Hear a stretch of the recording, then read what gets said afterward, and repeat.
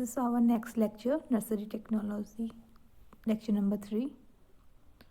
So इससे पहले हम नर्सरी टेक्नोलॉजी के प्लांटेशन फॉरेस्ट्री के 2 लेक्चर ऑलरेडी डिस्कस कर चुके हैं. अगर आपने वो नहीं देखे हैं तो आप पहले उन्हें देखें, then lecture number 3. So now start. हमारा नेक्स्ट टॉपिक है वीडिंग. तो हम जैसे नर्सरी टेक्नोलॉजी को हमें कैसे नर्सरी प्रिपेयर करनी है, क्या क्या प्रोसेस, क्या क्या उसमें स्टेप्स आते हैं, हम इसमें देख रहे थे. अब इसमें हमारा नेक्स्ट स्टेप है वीडिंग. तो वीडिंग क्या होती है? वीड का मतलब है कि जो भी अनवांटेड ग्रासेस हैं, अनवांटेड प्लांट्स हैं जो हमारी नर्सरी में जर्मिनेट हो जाते हैं हमारे सीडलिंग के साथ, तो उन्हें हमें रिमूव करना होता है टाइम टू टाइम, ताकि वो हमारी जो भी न्यूली सीडलिंग्स हैं उन्हें हार्म ना करे. मतलब लाइट का कंपटीशन हो सकता है उनके साथ, वाटर कंपटीशन हो सकता है, जिससे उसका इफ़ेक्ट हमारे सीडलिंग में पड़ जाता है. तो इसलिए हमें वीडिंग टाइम टू टाइम करनी ज़रूरी होती है. तो as soon as the seed begin to germinate there come up a host of weeds on the seed bed. They compete with the tender seedlings for light and nutrients. Thus, these must be removed to ensure the well-being of the desired seedlings. It is easy to remove the weeds in the initial stages when these are small and do not have a well-developed root system and can be removed easily by hand. तो weeding normally क्या की जाती है? By hand से की जाती है, क्योंकि उस समय उन वीड्स की वेल डेवलप्ड रूट सिस्टम नहीं होता है, तो रूट प्रॉपर्ली डेवलप नहीं हुई होती है. तो इजीली हम बाय हैंड वीड को रिमूव कर देते हैं और इस प्रोसेस को वीडिंग कहा जाता है. और नेक्स्ट है सीडिंग. तो जैसे बहुत बार ऐसा होता है कि फ्रॉस्ट की प्रॉब्लम रहती है, और इसके अलावा भी फ्रॉस्ट की रहती है. हम फ्रॉस्ट की बात कर रहे हैं, फ्रॉस्ट की प्रॉब्लम है, और रेनफॉल हो जाता है, या फिर सन की लाइट है वो काफ़ी मतलब हीट है, जो एक्सेसिव हीट है, ज़्यादा हीट अगर हमारी टॉलरेट नहीं कर पाते हैं, कुछ छोटे प्लांट्स होते हैं, तो हमें शेडिंग की नीड होती है. तो nursery bed may have to be provided with shade to meet the following objectives. तो किस लिए हम शेडिंग करते हैं? प्रोटेक्शन करना होता है हमें हीट ऑफ द सन. जब एक्सेसिव हीट होती है सन की, उससे प्रोटेक्शन के लिए हमें शेड, जो कुछ स्पीसीज होती है शेड बियरिंग होती है ना, तो protection against the adverse effect of frost and frost prone localities. जो फ्रॉस्ट टेंडर स्पीसीज होती हैं, तो उनके लिए हमें बेसिकली क्या होता है कि हमें शेडिंग करनी होती है फ्रॉस्ट से बचाने के लिए, and particularly against the morning sunset के लिए बोला जा रहा है यहाँ पे. ठीक है, मॉर्निंग के टाइम पे. तो in such cases should be remove daily when the soil temperature rises. And protection against हम कर सकते हैं रेन, हेल, इन सब के लिए भी हमें शेडिंग की ज़रूरत होती है. नेक्स्ट, तो नर्सरी बेड्स में be provided with a shade of thatch mat split bamboo की सीड से, पॉलीथीन सीड से, थैच से, मैट से, हम इन सीड से क्या कर सकते हैं? शेडिंग कर सकते हैं नर्सरी की. एंड नेक्स्ट एक वर्ड आ रहा है हार्डनिंग ऑफ. तो हार्डनिंग ऑफ क्या किया जाता है? This is a process in which seedlings due to be planted in the near future are hardened off or conditions to survival in the field by gradually reducing water, seed, shelter. तो क्या करना होता है? कभी कभार हमें future में किसी प्लांट की फ्यूचर प्लांटिंग के लिए हमें देर में उसे प्लांट करना है, तो हम उसको थोड़ा सा वाटर, सेड, शेल्टर को रिड्यूस कर देते हैं, ताकि वो थोड़ा स्लोली ग्रो करे और देर तक वो प्लांट करने लायक बना रहे. तो कुछ टाइम के बाद अगर हमें उसे कहीं प्लांट करना है, तो तब तक वो कहीं मतलब जितना हमें प्लांट करना है उससे बड़ा हो जाएगा, और वो कल को हम उसको प्लांट करेंगे तो वो नहीं डेवलप कर पाएगा. तो इसलिए वहीं पे उसे ऐसी जगह पे वो कर देना जहाँ पे वाटर, शेड और शेल्टर को कुछ टाइम के लिए रिड्यूस कर देना. कुछ इतना नहीं, इतना कम भी नहीं, इतना ज़्यादा भी नहीं, थोड़ा रिड्यूस कर देना, ताकि क्या कर सकें वो हम उसको मतलब फ्यूचर प्लान नियर फ्यूचर में हमें जब उससे प्लांटेशन करना है कहीं और, तो उसके लिए हम उसे प्रिपेयर कर पाएँ। तो ये आती है, ये हार्डनिंग ऑफ में आता है। कभी कभार green house and poly houses भी जो बनाए जाते हैं इसी पर्पज़ से बनाए जाते हैं, इसी के लिए। एंड नेक्स्ट में हम बात कर लेते हैं वाटरिंग। तो ये बहुत इम्पोर्टेंट पॉइंट है नर्सरी प्लांटेशन का, क्योंकि वाटरिंग का क्या होता है, टाइम भी होना चाहिए, फिक्स होना चाहिए, एंड कितना है, किस मेथड से हम अप्लाई कर रहे हैं, क्योंकि सीडलिंग क्या होते हैं, बहुत छोटे होते हैं, टेंडर होते हैं, तो इजीली हम ऐसे कोई भी बड़े ट्री की तरह उन्हें वाटर नहीं दे सकते। तो बेस्ट टाइम क्या रहता है नर्सरी बेड को, अर्ली मॉर्निंग एंड क्या कर सकते हैं, और जब क्या होता है कि डंपिंग ऑफ फ्रॉस्ट का जो फेयर रहता है वो उस समय कम फेयर रहता है, तो इस समय क्या किया जाता है कि लेट इन द आफ्टरनून, या तो सुबह जल्दी कर लिया, पानी दे दिया नर्सरी को सुबह के टाइम पे, मॉर्निंग टाइम पे, सुबह अर्ली मॉर्निंग हमें वाटर देना पड़ेगा, या तो शाम के समय। ये तो हम करते ही, हमें भी पता है कि सुबह दिन में नहीं दिया जाता, अगर दिन में देंगे तो डंपिंग ऑफ एक डिज़ीज़ है जो नर्सरी में हो जाती है, और फ्रॉस्ट का तो हमें पता ही है। एंड देन हम देखते हैं कि फॉलोइंग मेथड में B use for watering nursery. तो वाटर में जो नर्सरी में वाटर देने के लिए, हम वाटरिंग करने के लिए कौन कौन सी मेथड्स को अप्लाई कर सकते हैं। तो नंबर 1 है कैन इरीगेशन। कैन इरीगेशन से ही पता चल रहा है कि हमें किस कैन की हेल्प से इरीगेशन करना है। तो ये कैन नेचुरल रेनफॉल की तरह होता है, और इट इज़ हम कह सकते हैं suited for almost all species. तो ऑल स्पीसीज़ को सूट होता है। एंड ऑटोमाइजर इरीगेशन नेक्स्ट है, ऑटोमाइजर इरिगेशन। तो ये होता है, पंप का यूज़ होता है, मतलब applying moisture to the seed beds. इसमें हमें ऑटोमाइज़र जो एक पंप है, उस मतलब ऑटोमाइजर पंप है जिसको अप्लाई किया जाता है moisture to the seed beds, जो वाटर वेपर के फॉर्म में सीड बेड को मॉइस्चर प्रोवाइड करवाता है। और ये it enables the moisture to settle down on the seed bed in the form of tiny particle, this reducing the risk disturbance to the soil। तो सबसे अच्छी बात क्या है कि ये जो है सॉइल डिस्टर्बेंस को रिड्यूस करता है। इस मेथड को अप्लाई करने में हमारी सॉइल पे कोई भी डिस्टर्बेंस नहीं होता है। एंड नेक्स्ट है परकुलेशंस। तो परकुलेशंस क्या होता है, जैसे हम वर्ड से ही पता चल रहा है, ठीक है। Water is allowed to stand around raised narrow bed so that moisture percolates throughout the beds. तो एक जगह, मतलब एक हम कह सकते हैं जो बेड है उसके आसपास वहाँ से खड़े होके परकुलेट्स मेथड से हम कह सकते हैं throughout the bed from the sides. This method of irrigation is cheap, it ensure the nursery bed do not cake or form a crust. However, there is a possibility of a edge of the nursery bed being eroded. And after that, sprinkler irrigation। तो sprinkler irrigation common है इसमें, तो क्योंकि ये क्या है, in this method क्या होता है, water gives out the form of small jets from the pipe that are laid at the predetermined intervals in nursery beds. This arrangement resembles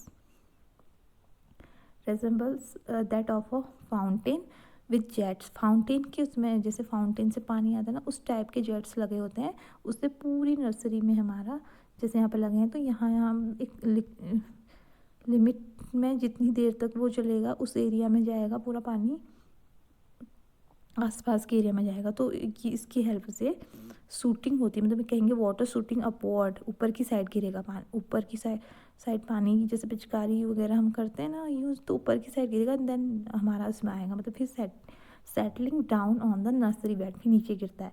मतलब यहाँ पे कुछ लगा रखा उन्होंने, हमारा यहाँ पे लगा रखा, तो यहाँ से ऊपर को आएगा पानी, एंड देन उसके बाद फॉल डाउन, मतलब फिर नर्सरी बेड में गिरेगा।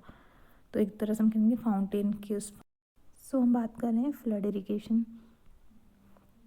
फ्लड इरिगेशन क्या है, the seed beds is flooded with water. This method of irrigation is adapted in dry and arid regions where sunken beds are formed for conserving moisture.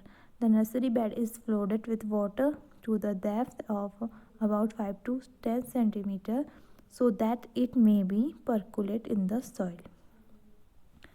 तो seed bed क्या होता है? Floated with water, water के साथ floated किया जाएगा। और इसमें क्या होता है? ड्राई, और ये जो मेथड अप्लाई होती है ड्राई एरिड रीजन में होती है, जहाँ पे सनकन बेड्स रहते हैं, जो फॉर्म की जाती है किस लिए? वाटर कंजर्वेशन, मॉइस्चर कंजर्वेशन के लिए।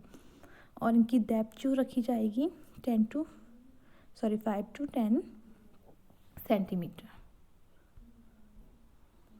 एंड देन उसके बाद हमारी नेक्स्ट प्रोसेस हम यूज़ करते हैं प्रिकिंग आउट।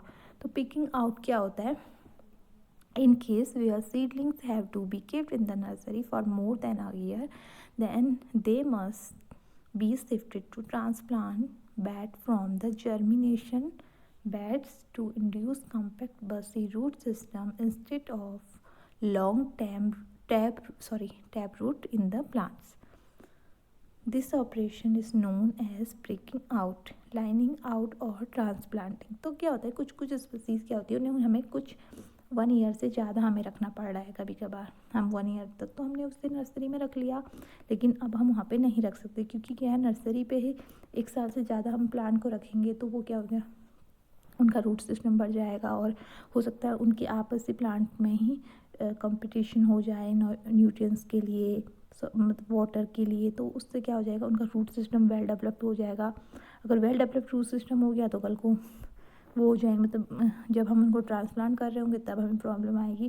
तो दैट्स वाई क्या किया जाता है, जब हमें कुछ स्पीसीज़ को मोर देन 1 ईयर के लिए रखना होता है तो हम उनको किसी दूसरे बारे, हम कह सकते हैं, ट्रांसप्लांट करते हैं किसी दूसरे ट्रांसप्लांटिंग बेड्स में। तो ट्रांसप्लांटिंग बेड्स में हम जब शिफ्ट करते हैं हमारे सीडलिंग्स ऑफ, कहाँ से? सीडलिंग बेड से। कुछ टाइम के लिए हमें वहाँ भी रखना होता है ताकि क्या हो ना, उनका जो कॉम्पैक्ट और बर्सी रूट सिस्टम डेवलप हो जाए, उसको रोकने के लिए हम क्या करेंगे, उनको ट्रांसप्लांट बेड्स में शिफ्ट करेंगे। तो इस प्रोसेस को जो बोला जाता है वो या तो हम ट्रांसप्लांटिंग कहते हैं या फिर इसको प्रिकिंग आउट कहा जाता है। तो इसमें जो स्टेप अप्लाई होते हैं, as you can see on here, तो आप देख सकते हैं number 1, a small trench is dug at one end of the germination bed.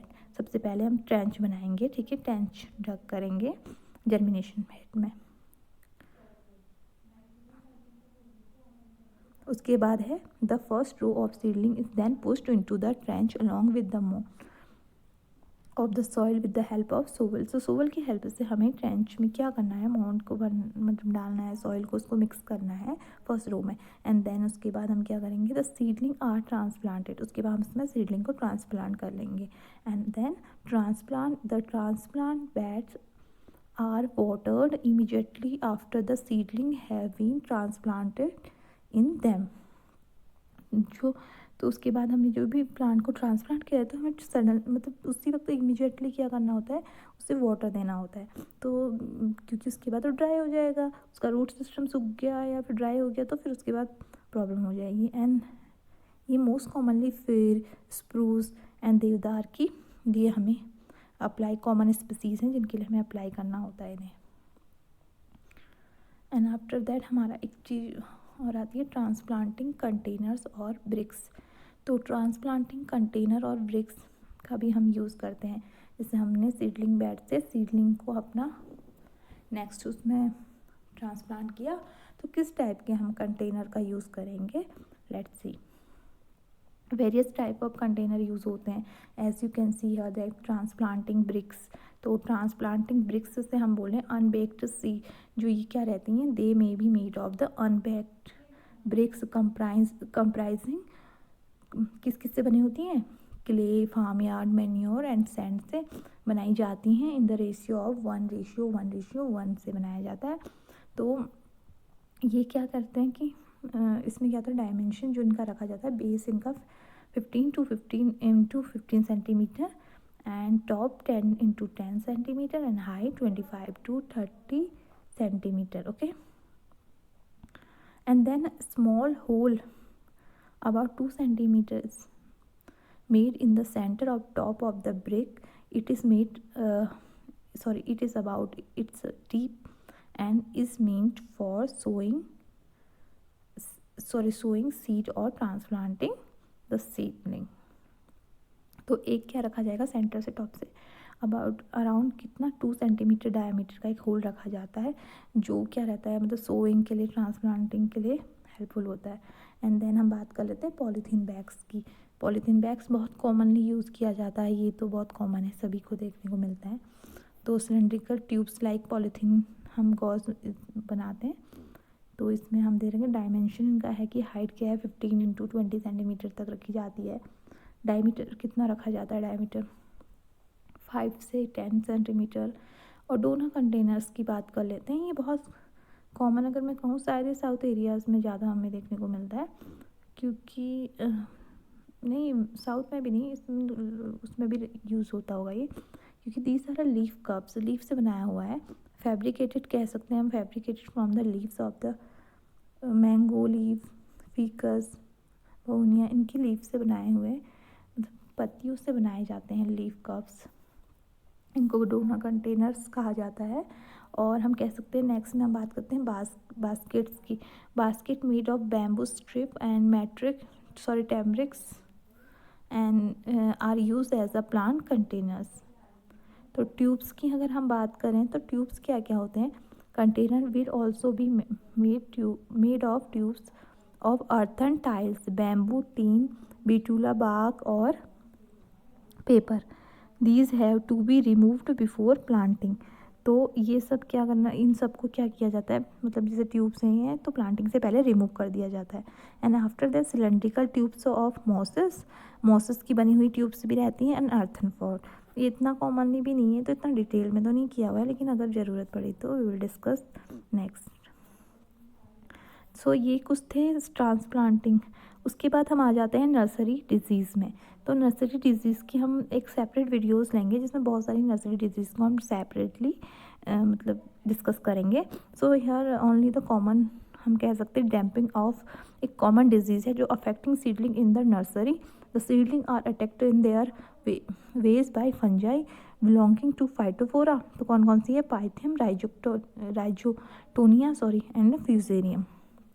तो ये है आपकी फाइटोफोरा है, पाइथियम है एंड राइजोटोनिया एंड फ्यूजेरियम है. ये कुछ फंजाई हैं जिनको मतलब इनसे जो नर्सरी में कॉमन डिजीज़ होती हैं उनका नाम हम बोलते हैं डैम्पिंग ऑफ एक डिजीज़ है. अगर पूछा जाता है कि डैम्पिंग ऑफ किसकी डिजीज़ है तो नर्सरी में कॉमनली हो जाती है.